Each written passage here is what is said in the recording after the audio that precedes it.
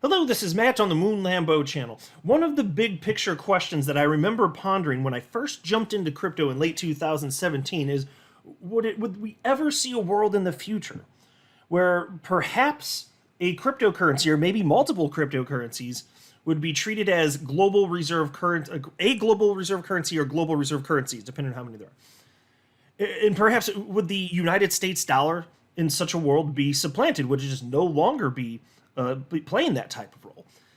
And, this is something I haven't talked about on the channel in a long time, but it's absolutely, so far as I'm concerned, completely within the realm of possibility. And the reason that I'm talking about it right now is because there was a Spaces event on X, formerly known as Twitter. So this is the live speaking thing. You guys are on. For those of you listening that are on X, you know what I'm talking about. For anybody not, I'm just trying to describe it. It's just a part of X that you can jump onto and have live audio conversations with other members. It's really cool technology, and it results in all sorts of awesome conversations. Well, one of these just took place, and David Schwartz jumped in, who of course is Ripple's CTO and also the co-creator of XRP and the XRP Ledger. Excuse me, co-creator of XRP and the XRP Ledger. And one of the things that he came to the conclusion of is if we actually see this reality where a cryptocurrency or cryptocurrencies ends up being a global reserve currency, like he acknowledges it absolutely could make a bunch of cryptocurrency people rich, and he doesn't think that nations around the world are going to give a damn if that's a side effect of that being the case. And I'm going to share with you verbatim what he had to say on this because I think he's spot on, and this is in line with my general thinking on the topic. But before going further, I do want to be clear, I do not have a financial background of any kind. I am not offering financial advice, and you definitely should not buy or sell anything because of anything I say or write. I'm just an enthusiast who enjoys making YouTube videos about crypto-related topics, but just as a hobby and just for fun. Now, people have been opining on this concept of XRP itself being the global reserve currency the world over since before I jumped into crypto. Here's one example from earlier in the year from Crypto Newsflash. XRP and Ripple to reach $50,000 and become world reserve currency. True or fake news? Okay, so some of it's bombastic a bit. I just throw away the $50,000 part as far as XRP potentially being a global reserve currency. I'm going to share with you my thoughts on this first, and then I want to get directly into what David Schwartz had to say. But look, here is the U.S. debt clock. I'm sure you guys have seen this website before, most of you anyway, right? The national debt for the United States is over $32 trillion. Folks, this is not sustainable. It cannot last forever. And I don't think that it will. I think eventually the dollar collapses. And I don't know if it's going to happen during my lifetime. I'm not even going to predict that. But I'm just saying, unless there's a correction made, and then it wouldn't, then the dollar may not collapse. But if this is not sustainable, to me, we've seen this movie play out with other fiat currencies throughout history. We know how this movie ends. So unless something is done, I think we understand that part. Probably most of us would agree on that point. It would be what I would surmise. But if you're, what's going to replace it then? Because there's still a value to having a global reserve currency. Because what's the purpose of a global reserve currency? Well, it could be for a number of reasons, and including like weathering economic storms if you're a nation. So there can be that. It's a reason that nations own gold also. They kind of hedge their bets kind of like actual humans do. But look, many countries cannot borrow, or money. They can't borrow money or pay for foreign goods in their own actual currencies because how many fiat currencies are on the planet? And how many people in other countries would accept that individual fiat currency? It's kind of like having a trading pairs problem if you're in crypto, just to kind of analogize it, right? So since people aren't necessarily going to want to accept what you have, and right now, and when you're talking about international trade, I mean, the dollar is king, is it not? So even for international trade, it makes sense to use the dollar, which is accepted everywhere on the damn planet, as a global reserve. But, then you're beholden to whoever's in charge of that dollar, right? And there are geopolitical interests of the United States. So if you're anyone other than the United States, and I've made this point before, are you really thrilled about the dollar? You're really thrilled about the dollar being the global reserve? Or it's the world you're living in, so you're playing ball? I think it's probably it's the world you're living in, so you're just playing ball. But it's not, I don't believe it's going to, and I'm in the United States. I'm a United States citizen. I love my country. I'm just saying, I don't believe that this is sustainable. I think it's disgusting the way that our leaders have just completely debased and abused the dollar. So eventually, something's going to happen. And if you're talking about having a decentralized cryptocurrency, completely jurisdictionless, no individual entity is in charge of it, would that be more appealing than having a country that's in charge of a new fiat currency taking the space? And so my stance has always been, yeah, I think that does make more sense, but it's not something that would happen overnight for a lot of reasons, not the least of which is I don't know how long it would take for the United States dollar to stop being the global reserve. Something's got to happen there, I would think. Or maybe people start treating cryptocurrencies like it. Maybe it's a slow decline of the U.S. dollar as global reserve currency and an increase perhaps in adoption by nations of various cryptocurrencies, whether it's XRP or ETH or Bitcoin. But I tend to think that the cryptocurrencies that are most likely to be adopted for that use case would be the ones that have been around for a while because they've got liquidity, which is something that you can't program into a crypto. So a cryptocurrency that's being programmed today or in 5 years or 10 years from now would be less likely to be adopted because that's a greater hurdle. So having first mover advantage or close to it is actually important when you're talking about the potential of a cryptocurrency becoming a global reserve. And XRP is one of the oldest cryptos on the entire damn planet. It entered the brain of Jed McCaleb. The idea of it in 2011 started getting developed in 2012. And I think it launched technically I always forget this. It was either late 2012 or early 2013. I want to say early 2013. You can fact check me, whatever. Either way, we're splitting hairs at that point. The point is it's been around for almost the entirety of the time that crypto has existed. How many coins is that true of? Well, and almost none. And it stood the test of time. It's been around over a decade. So XRP could be accepted as one of those, but I don't think that it's likely to for some time, and I'll tell you why. So look, I'm not going to make an all-out prediction of which coin, if this happens, would get that role. But the idea of XRP fulfilling that role as a global reserve, or one of multiple global reserves, I don't think it's crazy. Because again, you can't program. It's got liquidity. You can't and if XRP keeps climbing, in that sense, and becoming more and more accepted, becoming the standard for various use cases, and their liquidity follows. Yeah, I could absolutely see that taking hold.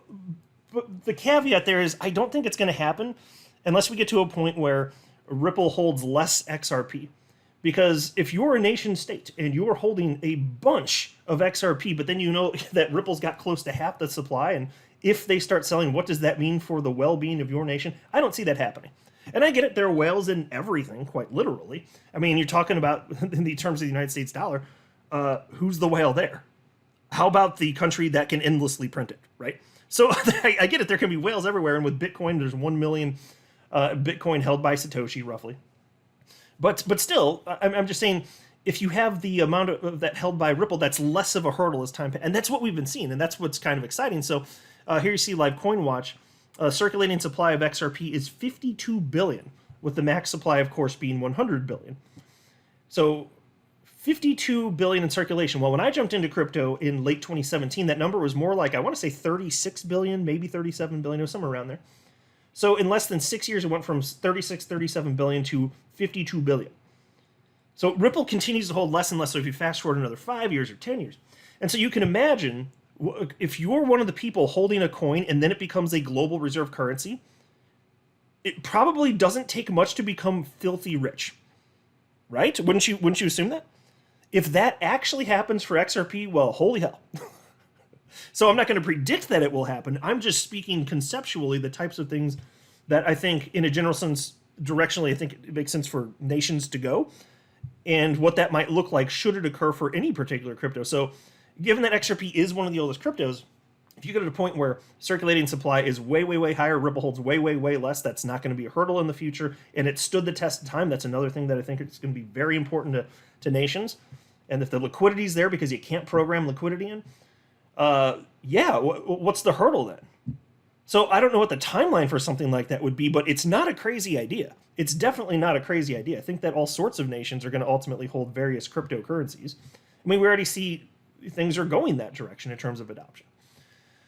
And so there was this conversation, and this was shared by an XRP community member. It's on your screen right here. Shared this Spaces, and I went ahead and transcribed this thing. And I just want to share with you what David Schwartz had to say.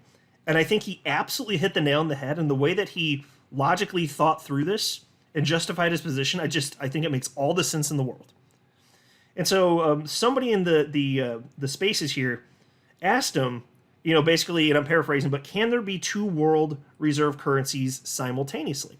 And I've spoken on this in the past, and I haven't seen a good reason why there couldn't be. So my answer has always been yes. I don't see why not. So unless somebody can give me a compelling reason as to why there can only be one, it just doesn't. Like, what are you going to do if there's two decentralized cryptocurrencies? If they, and nations just begin to hoard them, and then as a natural consequence of that, there are all sorts of trading pairs that develop for various things inside and out of crypto, and then that well then you're just talking about that functionally fulfilling the role of it just becomes that. I don't see why it would have to be limited to one. So whether it's Bitcoin or ETH or XRP or pick your crypto, I don't see that being wild. But I do firmly agree with David Schwartz. This idea is like if this is going to make a bunch of crypto people rich, I just don't think nations care, because it's still going to be so. It'd be for those people, it'd be life-changing wealth potentially. But what the hell do the nations care around the world that are using it as a global reserve? What the hell do they care? They're just purchasing it. And eventually, mind you this too, crypto is very volatile, so I don't see this happening in large quantities anytime soon, whether it's Bitcoin or XRP or whatever.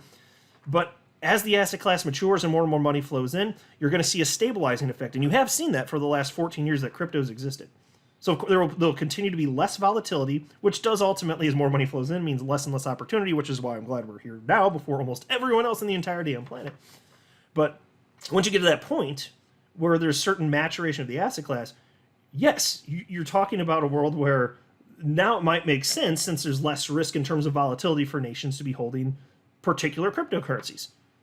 I think that's completely reasonable. And I don't see how that would be less appealing if you're a country than letting one of your geopolitical foes end up taking that role from the United States should the United States dollar crumble. I'm just saying, in a hypothetical. And so again, the question was, could there be two world reserve currencies simultaneously? And here's what David Schwartz had to say verbatim. I actually typed this up with my little moon Lambo typing fingers. He said, "I do, and I think that can happen.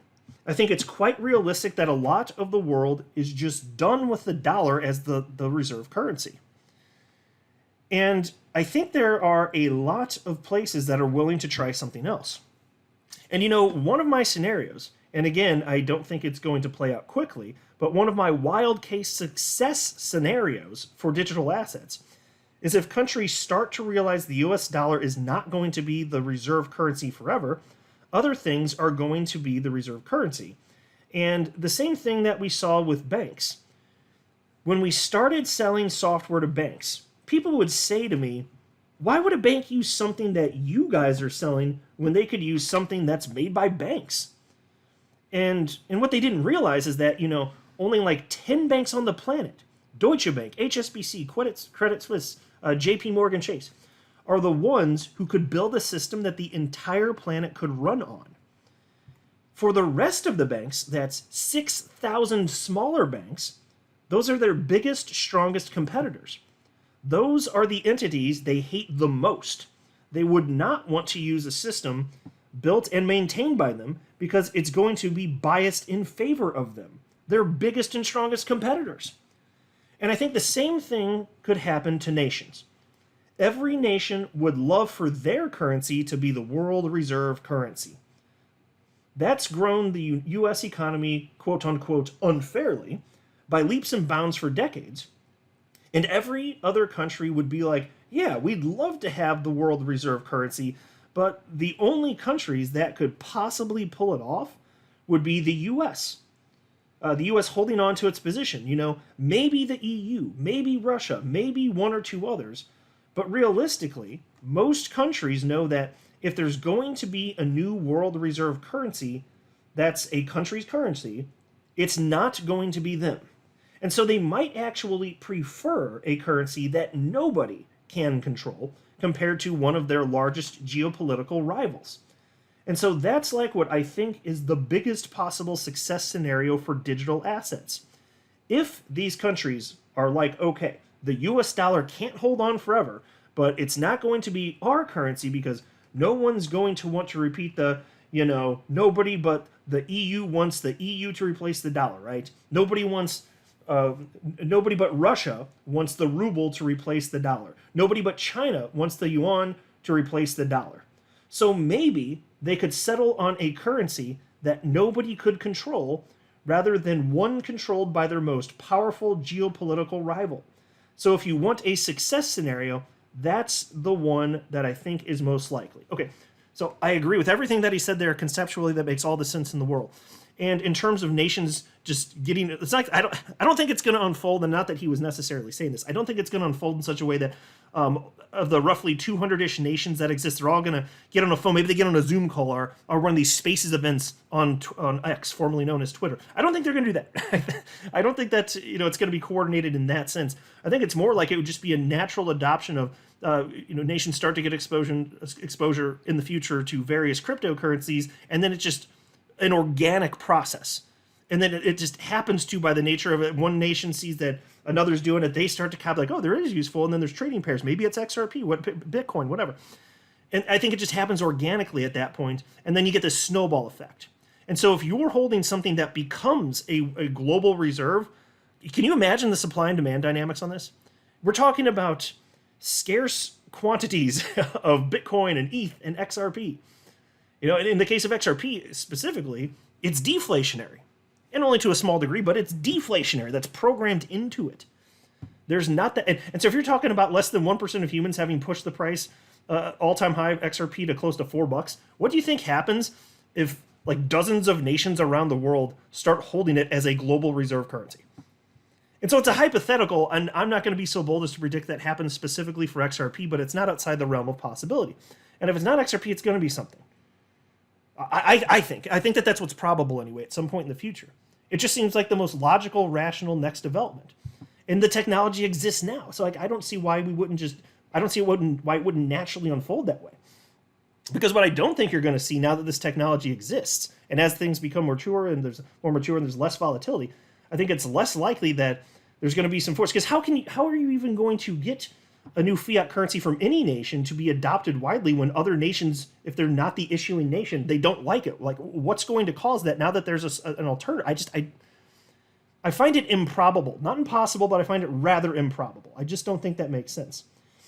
And so I already said why I think that it could occur, and I think that it would just occur could occur naturally, organically. But the question was also posed to David Schwartz. Somebody asked, how do you get everyone to agree? And here's what David Schwartz said.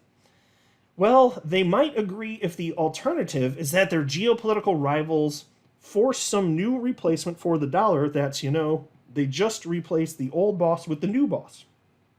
If the choice is no boss, if that happens to make a bunch of cryptocurrency people rich, I don't think they're going to see that as too much of a minus.